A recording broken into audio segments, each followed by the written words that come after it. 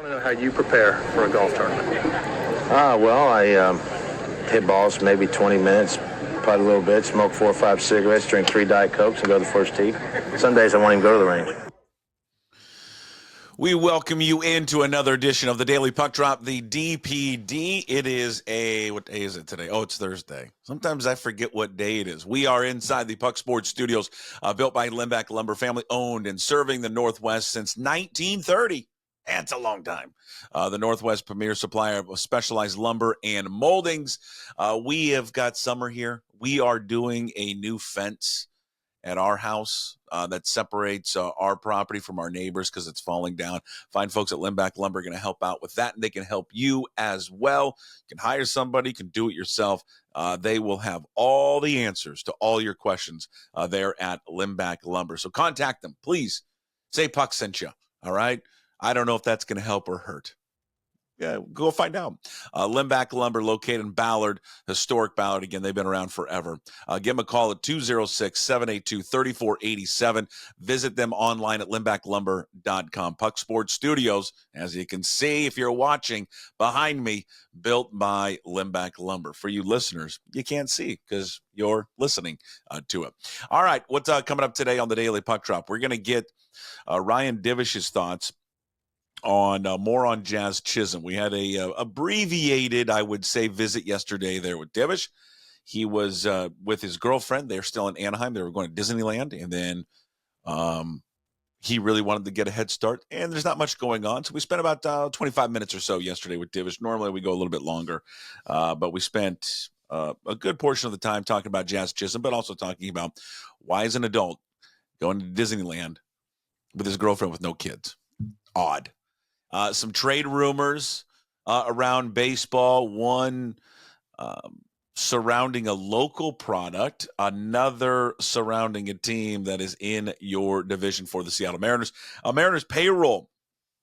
This came to light yesterday on social media of a tweet that showed the revenue last year for all Major League Baseball teams, and then what did they spend on their payroll. And it's probably not going to surprise you where you think your favorite baseball team is ranked.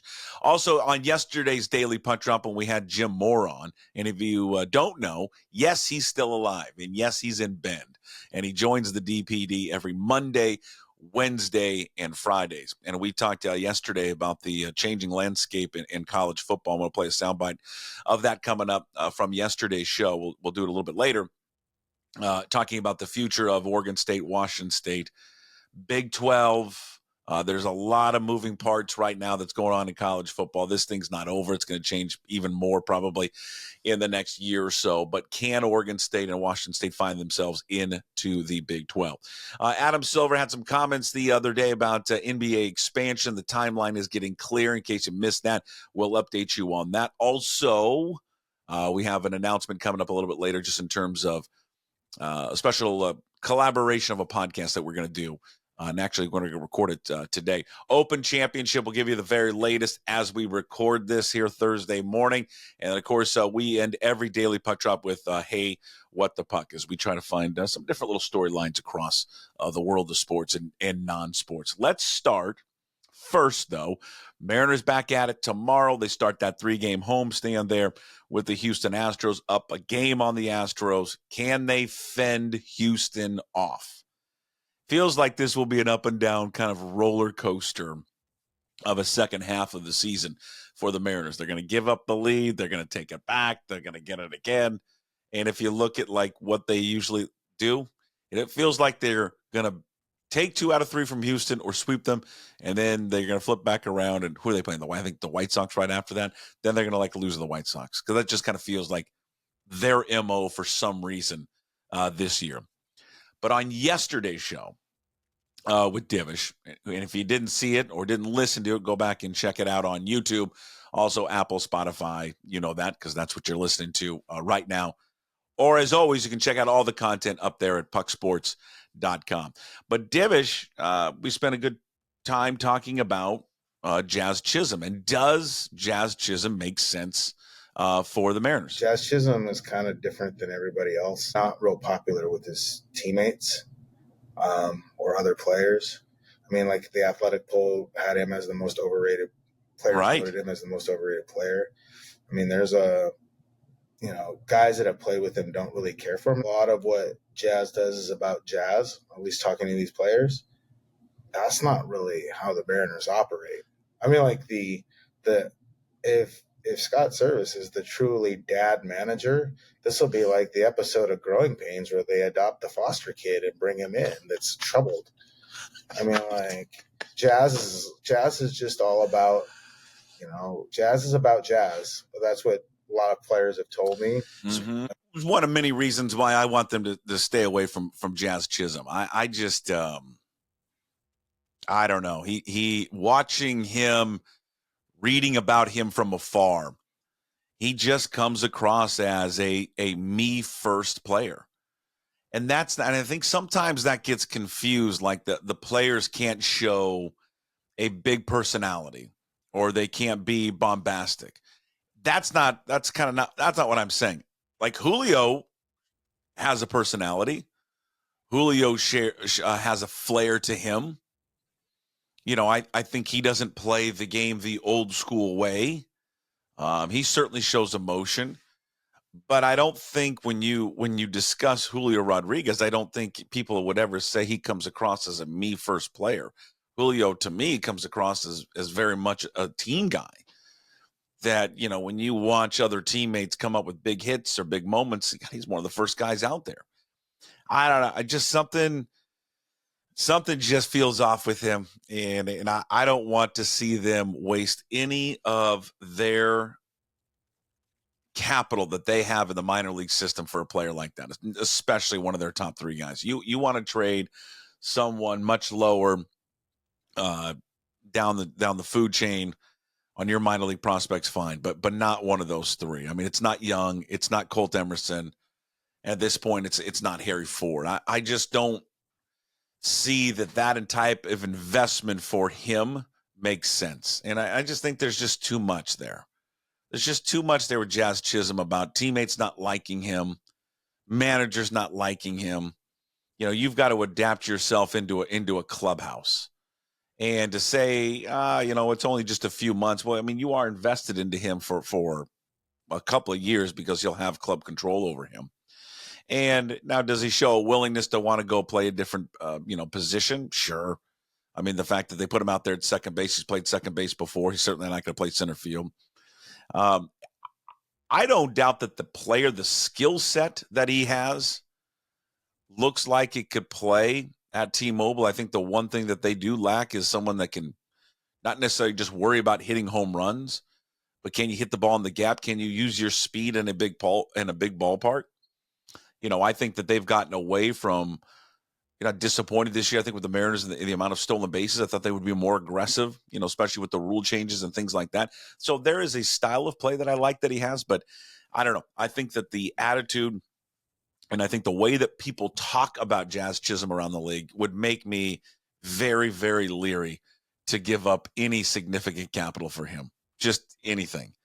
And I just wouldn't do it. I just don't think it's that big enough. I don't think it's that big of a splash. And it's concerning where they're at right now as an organization. Dipoto, had comments the other day about how we're open to doing something. I mean, the quote was, "We're open to doing something that has the potential to be dynamic." I don't even know what that means. I mean, but he's so perfect at saying something that sounds so like unbelievable, but really there's no true meaning to it. But was candid in his comments and saying, "I don't know if anything's going to be available." Now, there probably is some truth to that just because of the amount of teams that are still alive for a playoff spot, but it flies into the face of what you hear other GMs say. Now, you would say, well, he's just being honest. Yeah, and I think there's a time to appreciate honesty. I think there's also a time where you can kind of BS and kind of stoke your fan base a little bit. You compare to Poto's comments that he had the other day saying, I don't know if anything's going to be really available. Hey, we're open to doing something that has the potential to be dynamic. I mean, open. There should be no conversation There should be no doubt that you're open to doing something dynamic. For a fan base and for an organization for 9 years that's got one playoff appearance, you should do everything in your power to make a dynamic move. We flip over to trade rumors here, and Chris Young, who is the GM of the Texas Rangers, who find themselves, five games back right now of Seattle. He had this quote to Joel Sherman of the New York Post. He said, "This is, I think, whether you're a fan base of the Rangers and you truly believe what he said. I mean, I don't know why you would doubt him, but this is what you want your GM or your president of baseball operations to tell your fan base." And this is what Young said to Joel Sherman. Quote, "We're going to do everything we can to win this year." Like see, that's the thing. That's what you want to hear. You want to hear that. We are going to do everything in our power to improve this baseball team. Everything. What can we do? How many rocks can we turn over to try and find talent to improve this team? And, I think you compare that quote there from Young to what DePoto said. I mean, DePoto comes across as defeated and resigned already to the fact that they're not going to be able to make a move. And he's already setting it up as hey, temper your expectations. I mean, I'll just pull back the curtains. There was a real calculated, not coincidence effort here in the local radio stations here on the same day to put the president of the baseball operations on one station and the GM of the team on another station. That's just not a coincidence. I mean, they're laying the groundwork, and I think what they're trying to lay is that, hey, yeah, we're open to something, but man, don't kill us if we can't do it. Because you start to hear and listen to the messaging that is coming out. God, there's too many teams still in it. It's going to be real hard. They're laying the groundwork for don't be upset at us and don't be pissed off at us if we can't pull off a big trade. We want to. We really, really want to, but don't be mad if we can't. Because I don't know. I mean, I think there's a lot of factors that play into it. Yes, there are a lot of teams still into it, but everyone's got a price. He says, what price are they willing to pay? Now, I wouldn't want them to overpay again, just to put the finishing bow on Jazz Chisholm. I don't want them to overpay for Jazz Chisholm. I don't think there's anybody that really wants them to overpay for Jazz Chisholm. I don't get the feeling, and maybe I'm wrong. Leave a comment below there on YouTube.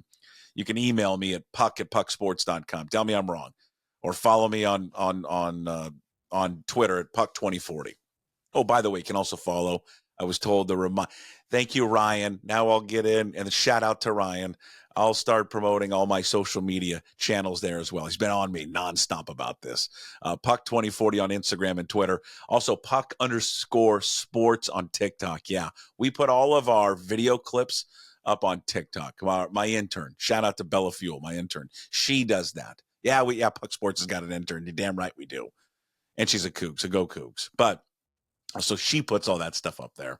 And then, of course, you can find us on Facebook. Just search Jason Puckett. But anyways, back to the Jazz Chisholm stuff with fans. I don't know. You tell me. I don't get a sense in following it and reading, reaction and seeing, comments from fans that anyone's all that fired up about Jazz Chisholm. That's not going to be the move that is going to excite this fan base. Now, if they were somehow, some way to get Vladimir Guerrero out of Toronto, that's going to excite the fan base. Luis Robert Jr. is going to excite the fan base. Now, you don't have to win it from a fan's perspective. You don't got to win the trade deadline, but you just have got to make something that makes sense for you, that improves your team. It doesn't have to be just this blows you away blockbuster deal. Just something that can, improve a weakness on whatever, hole that you have on your baseball team. We've talked a lot about Lane Thomas in right field. I mean, maybe for most Mariner fans, that wouldn't be a massive upgrade. Or you look at Lane Thomas and you go, well, that's just not some type of splash. But that's a good move, though. That's a good baseball move. All right. Lamont Wade Jr. for the Giants. Again, it's not going to blow you away. I don't think people are going to be, having parades for Lamont Wade Jr., but that's a solid baseball move. It just makes them better. It really, really does. And so I think if you can sprinkle in some of that, they might be in a better spot than I think people realize without making that quote blockbuster move. Maybe that blockbuster move is not out there. I just think you'd want to hear from your front office a little bit more fired up about how they want to try and improve the baseball team at the deadline rather than here, I don't know if it's going to be available. And then compare that to your rival GM in your division who's like, we are going to do everything we can to win. Doesn't matter what it is. Speaking of trades, a local product, he pitched at Seattle U, but Tarek Skubal appears to be on the market there for the Tigers. My God. You imagine a team landing this guy and what the price tag is going to be for the best pitcher in baseball right now. And the teams that have lined up to try and get him, Orioles need help. The Dodgers need help, and the Dodgers just have a plethora of minor league talent they can throw out at teams. Why wouldn't the Astros be in the mix? They should be in the mix. They need a starter. And for that matter, even though help is on the way for their starters, with Jacob deGrom coming back hopefully soon after that Tommy John surgery. Max Scherzer has been back for a little bit for the Rangers. But why wouldn't the Rangers get involved? Now, the question is, do the Rangers and the Astros have the capital to give up for a number of prospects to get Tarek Skubal? But my God, I mean, can you imagine the splash? One of those two teams in your division getting that kid? Jesus. Cool. Oh, that'd be fun. Wouldn't that be fun? You wake up July 31st, August 1st, and there he is in a Rangers uniform, an Astros uniform. And who'd you get? Nobody. The Mariners. So this was on social media. Revenue versus payroll. And it was a social media post by a guy named Brooks Gate. I never heard of Brooks, but you know what? Everybody's been retweeting him, so shout out to Brooks. You can follow him at Brooks_Gate. And so it was a spreadsheet illustrating all of the teams in baseball. What was their revenue a year ago compared to what they spent on payroll this year? Okay, the top team in baseball this year, or however you want to look at it, last year, this year, in terms of the money they spent on their payroll compared to the revenue they brought in last year, the Mets, 87% of the revenue that they earned $393 million a year ago. They spent $342 million this year. So that owner just said, all right, we got all this revenue. Stephen Coney's got $1 billion. I mean, he's a billionaire. He took all that revenue and said, we'll put it right back into the team. Okay. Now, where do you think the Mariners are? Any guesses where you think they are? And what this does is, I think, has illustrated the long-held belief, at least that I have had. And I don't know, maybe it's not right, but I'll just be consistent with it, because this is how I've always felt. I don't particularly think that, Dipoto and his crews have done more right and for the organization than wrong. But I also think that there's a personality issue with Dipoto. But again, he's done. There's more good that Dipoto has done and what he has worked with than bad. You can't really argue that. But I've just have always had this stance that the problem with this organization has always been ownership. And again, it's a broken record, but when they went through this new ownership group and Stanton came in, it's not a new group. Stanton and these guys and Chris Larson, they were already a part of the group. They just repositioned, they just moved the chairs around, but it was the same group. It always has been the same group. So revenue for the 2023 Mariners was $396 million. That was more than the Mets. $396 million. Their payroll this year, $160. So they spent 40% of their revenue on their payroll. They are ranked 23rd in baseball. These are the teams that spent less based on revenue earned last year and payroll this year. None of these are going to surprise you except one, but they don't need to spend any money because all their talent's young. Reds, Nationals, Pirates, Tigers, Orioles, A's, and Rays. Only teams that spent less.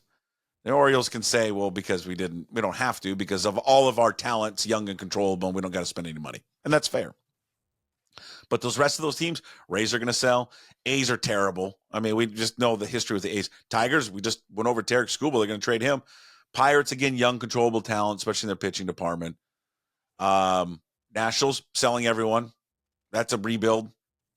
Has been. Reds, notoriously cheap organization anyways. But I think that to me is just the root of the issue. No pun intended. That's the issue with them. And I think will always be the issue with them. It's where do they choose to spend their money? You know, Divish does this, and he did this yesterday. There's always a little subtle jab at Hatback Grill. But I think fans should honestly look at that and go, what are we doing? Why are we investing so much of our money toward a building across the street that's just an open beer garden? Why don't we reinvest that into the ball club?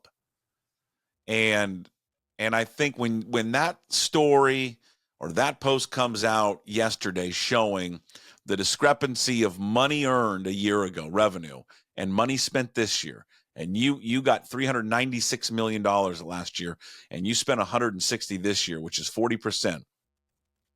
I think you will not be able to shoot down that narrative or that crowd of Mariner fans, which includes me, by the way, that says, I don't know how serious you are about winning, because of every indication, it just seems that you're more concerned about revenue and running it like a business. I mean, we saw it this past offseason. They didn't spend any money again. And what they do, they slash payroll. I mean, they included one of their top prospects, and still the jury's still out on Jared Kelenic in a trade just to get rid of contracts, just to rid themselves of Marco Gonzalez and Evan White. So they said, if you take them, we'll sweeten the pot and we'll throw in a top prospect for you, who may turn out to be great or may not. I mean, I think it's massively frustrating to be a Mariners fan. It really, really is. Because I think there's a lot of people in this area, city, the state, whatever, the region, that are so desperate to get into the playoffs, so desperate to have a championship caliber team. And I do believe that front office is desperate too. I think that they are trying to do the best that they can with the resources handed to them.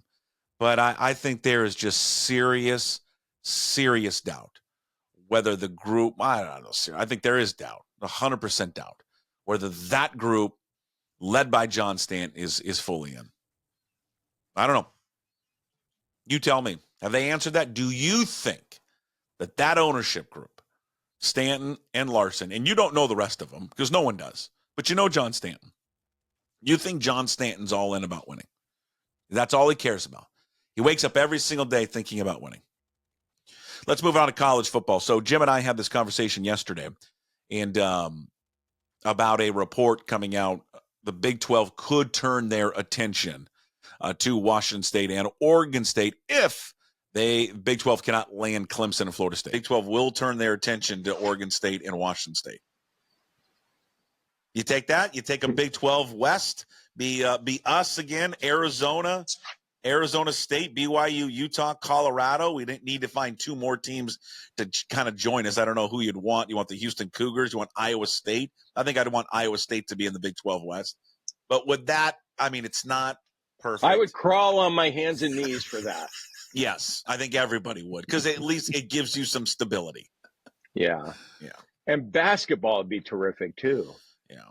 Everybody's the right. I whole mean, thing. yeah, Jim's right about that. I mean, every Cougar fan, every Beaver fan would crawl for that situation. And that report came from Greg Swaim. Greg Swaim is the Greg Swaim show on social media. You can find it.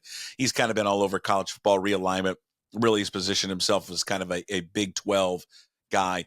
It appears the ACC is on the verge of collapsing. Clemson and Florida State, they want to get out. Where will Clemson and Florida State go? Well, it doesn't appear the SEC or the Big Ten, like we talked about yesterday. It appears that they're going to go, or the Big 12 and Brett Yormark are trying to get those teams to the Big 12, not only just stopping there, because the ACC has until August 15th to decide on their future, or whether those teams are in or out.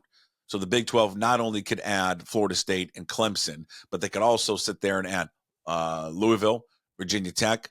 There's talk of them adding Miami because they want to get their foothold in the state of Florida even more. And then, of course, the other two teams, or one team, would be either NC State or Georgia Tech. Now, where would that leave Washington State and Oregon State? Well, I mean, on the outside looking in, where would that leave?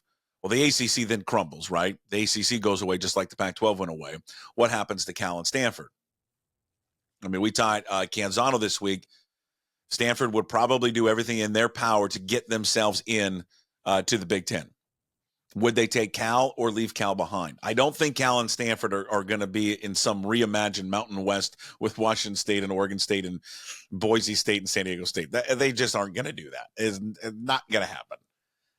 But this thing will change and evolve. Ann McCoy, the new AD there at Washington State this week, saying that there's some things behind the scenes that people don't know about quite yet. So obviously they're doing their due diligence, but we'll see where this goes. But this storyline, this thing is going to take so many twists and turns, ups and downs here in the next 12 to 18 months. Just like, as we get over to our next story here on the Daily Puck Drop, NBA expansion.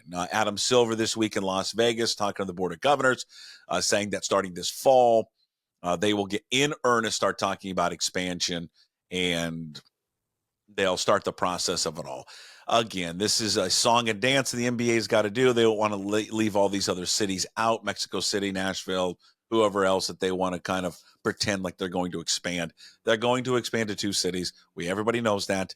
It's the worst kept secret in sports in the NBA. They're expanding to Seattle. They're going to expand to Las Vegas. It's just a timeline with Vegas. And we'll repeat this over and over and over and over again 1,000 times. They can start in Seattle before they start in Vegas. And they've done it before. They can withstand a year or so without having Vegas, because Vegas still doesn't have their stuff in order yet. They've got 2 competing arenas, by the way, that haven't been resolved, haven't broken ground. But again, getting closer to this, a lot of final hurdles and I guess checkpoints have been happening in terms of the NBA and expansion in Seattle. And again, the latest one, him just saying the in earnest this fall, we'll start talking about expansion. They'll form a committee. And again, that doesn't mean anything. Don't get nervous. Don't say, oh my God, we got to compete with Nashville and all this other stuff. There's no competition. Seattle and that ownership group has known for a while that they're getting one of the teams. Okay. The entity that oversees the Kraken, they've already created another like shell company within the Kraken that is strictly focused on the NBA. The woman who used to head up the communications department with the Kraken has left that job to form this new job under this umbrella of the Kraken ownership. They haven't given a name to it yet. Samantha Holloway, the daughter of David Bonderman, is leading the charge. She will be the president / owner of that new NBA team. So don't worry about it. But speaking of NBA expansion, I'm going to record a podcast later today, Thursday, here with Jerry Brewer, former Seattle Times columnist, now a columnist for the Washington Post, and also Gary Washburn. People remember Gary Washburn. Gary now covers the Celtics for the Boston Globe, but back in the day, Gary covered the Sonics for the Seattle PI. So we're going to catch up with both those guys coming up later today. And it's going to be like a podcast collaboration with myself here at Puck Sports, and then also the group over there with Iconic Sonics Podcast. So we'll record that later today, and then it will probably be out here in the next few days. All right, moving on. The Open Championship. Well, here's what we can give you the early results now, the people that have finished, because it's ongoing as we record this right now. Weather looks bad. Scores are not crazy good. Justin Thomas is leading at 3 under. Rory's been terrible. We'll get to his score in a second. John Daly just hammered, opened up with an 11 over 82. But Bryson DeChambeau didn't look good, 5 over 76. Rory was terrible, 7 over 78. Tommy Fleetwood was getting a lot of money coming in on Tommy Fleetwood, 5 over 76. Guy that I thought would have a good shot this week, Victor Hovland, 4 over 75. What's been cool and why I think, and, as we watch Tiger Woods go through this today, and why Tiger Woods, as long as he can still walk around and play, will always have a chance at this thing. The old schoolers are kind of playing well. And these guys are in their 40s, but Justin Rose at 2 under. Adam Scott, who was in contention last week at the Scottish Open, they're at 1 under. The Open Championship underway. Again, this is my second favorite major. It's right behind the Masters, and it's close. I love it. I love the how it starts so early in the morning. I love links golf. I love how weather can play a factor in it. I love the creativity these guys have. I love the fans. It's not the American fans that can be obnoxious. They kind of have like a respectful disposition to them over there. I just love this style. It's very, very old school. And especially when weather gets to be a factor, which it is today, the winds are all over the place. It can be a hard test there of golf. All right, we wrap up every daily puck drop with Hey, What the Puck? And, of course, our brand new sponsor for Hey, What the Puck, our good friends at Restoration One. It's brought to you by Restoration One of North Seattle, your restoration company that gets things back to normal when things aren't normal anymore. Avoid the stress of water, fire, and mold damage with Restoration One's property restoration services, locally owned and operated. Go in there and say hi to Trent. And if Derek is there too, say hi to Derek. He gets a little lonely if you only say hi to Trent, but not to Derek. Please make them your first call when any type of damage happens to your residential property or commercial property. You might have probably saw it in the news over here in Ballard. There was a gas explosion. This place called Take 5, just a local neighborhood eatery kind of / grocery store and, sandwich shop and just homemade food. Just a great spot. It's been there forever. My kids love it. These go there all the time for mac and cheese. They had a gas explosion a month ago or so. Restoration One. Boom. They're in there. They're fixing it up as we speak right now. So it's Restoration One does commercial property, also does residential property there as well. Give them a call if you need any help with anything. They're great, and they handle it all. 206-817-8917, 206-817-8917, or visit them at restoration1.com, their North Seattle franchise. Awful Announcing ranked their local MLB broadcasters. Apparently they do this every year. The White Sox voted the worst by fans. Man, maybe just a reflection of how bad the team is. The A's, I've listened to the A's. It's the blanket on the woman's name, and then it's Dallas Braden's the analyst. I think they're good.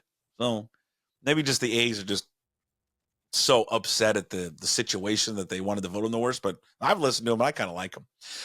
The Mets were ranked the top, and they're great. Cohen, Hernandez, and Darling. They're unbelievable. They're just funny. They know what they're talking about, which is clearly the number one thing, but they just have a great sense of humor. And I've listened to them a bunch over the years. What do you think the Mariners came in? I was a little surprised just because I do hear from a lot of people that are kind of up and down with the Mariners broadcast team. I mean, I like them, but not everybody, I guess, does, but that's just the nature of this business. 11th. And they've been kind of top 10, I think, anywhere from like 8 to 12 ever since Awful Announcing has been doing this. So shout out there to Goldie, Dave Sims, Mike Blowers, Dan Wilson, everybody that's on the broadcast. It's just a broadcast team, so don't get mad, Brad Adam, that you didn't get mentioned, Bill Kruger, Jed Mueller, or Angie. All right, it's just the broadcasters. All right, but shout out to those guys. Number 11 ranked there in Major League Baseball. All right, moving on the daily puck drop. And of course, what the puck here as we wrap it up. The Kansas City Royals have introduced a new food item. And you want to know what's wrong with America? And listen, I'm overweight, so I get it. And why we're just gluttonous, just pigs, and the rest of the world isn't. It's because of this stuff. The Royals have introduced a new item there called the Taste of K Taco.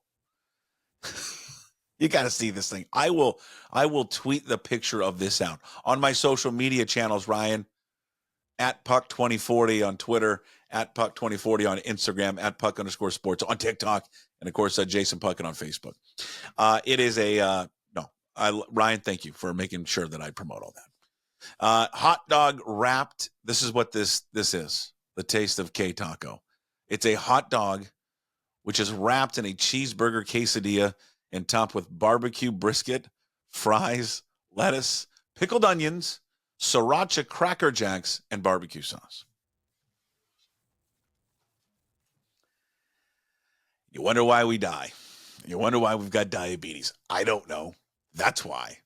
All right. Final story here on Hey, What the Puck. I mean, would you eat that? I mean, I've seen the picture of it. It really looks disgusting. I mean, it just really looks awful. Awful, awful, awful. But I guarantee they'll sell a bunch of these things. Final story. And this is a disappointing story. Not that I would necessarily tune in, and that's not a commentary on anything, but I think for a league that wants attention and then at times will complain about not getting enough attention from, let's say, mainstream media, and I'm talking about the WNBA. I don't want to hear, and I don't know if these two players have complained. In fact, I know one of them has, and I don't know about the other one. But I don't want to hear it. If you want to promote your product, then you get your best players to participate in the All-Star Game festivities. But Caitlin Clark and Sabrina Ionescu have decided not to participate in the WNBA All-Star Game three-point competition. Why? We're talking about they are the two best shooters in the league. You have a league that is right now in terms of popularity recognition at all-time high. Why would you not go out there and promote it? Why would you, if you're not the WNBA president, why would you not force them to do it? I mean, maybe you can't, but like incentivize them somehow, some way. I don't want to hear, though, these two players, anybody complain about it, about lack of publicity. One, they got a lot of publicity this year, and it's because of Caitlin Clark. Maybe Clark needs a break. I don't know. She's participating in the All-Star Game. I just don't get it. If you want to be treated the same, because this is the thing. People over the years have hammered players in the NBA for not doing the dunk contest. People in Major League Baseball have hammered baseball players for not participating in the home run derby. And then some of those players get angry that they're being criticized for not participating in it. Well, it goes both ways. And I think for Clark and Ionescu, they're dropping the ball on this one. Got a chance to really capitalize on what is just a skyrocketing sport right now in the popularity and being so much in the news, especially mainstream stuff, where programs are talking about you like they've never talked about you before. You had a chance to really capitalize on it coming up this week in the NBA All-Star Game, and they didn't do it because their two biggest stars decided, no, we don't want to do it. It's a bad move on their part. Finally, coming up tomorrow, it's a Friday. We'll have Jim Moore back on, Chris Egan, Ryan Divish. Voicemails, too. Got a few. We could use some more voicemails. We do have a new character we're going to introduce tomorrow, which is a good one. But we do need some more voicemails. It's on the website, pucksports.com. Also, 425-577-7272, 425-577-7272. And again, pucksports.com to find all of the voicemail information. It's upper right-hand corner. That is a Thursday edition of the Daily Puck Drop, the DPD. Again, we release it every day at 10 a.m. You can watch it on YouTube, listen to it on Apple, Spotify, wherever you find your podcasts. And it's all in one neat place, by the way, ladies and gentlemen, pucksports.com. It's a Thursday, so coming up later today, we'll talk to Mike Garafolo of the NFL Network and Rob Staten of SeahawksDraftBlog.com. We are less than a week away from camps opening up, especially for the Seahawks, so we'll get the latest there in the National Football League. Until then, we'll talk to you later, and as always, we promise to be better. No shirt, no shoes, no ties. Would anybody like to smoke some pot? Yeah. I was born to love you. I was born to lick your face. I was born to rub you. But you were born to rub me first. What do you do you need my address for? We'd like to send out a mailer. Mother of mercy, I don't speak Japanese!